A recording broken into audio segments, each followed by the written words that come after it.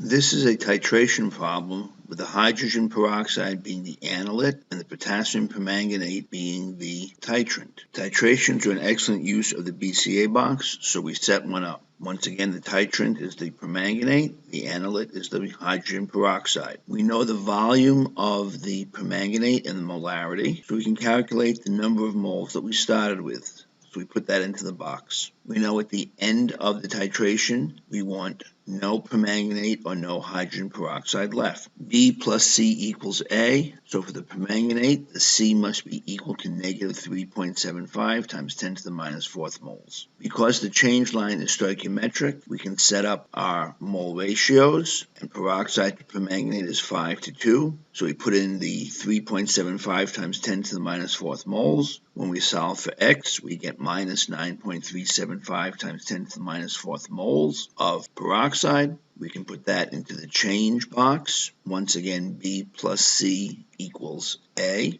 So we must have started with 9.375 times 10 to the minus fourth moles of peroxide. Moles times molecular weight equals grams. So the hydrogen peroxide sample must have contained 3.19 times 10 to the minus 2 grams of hydrogen peroxide.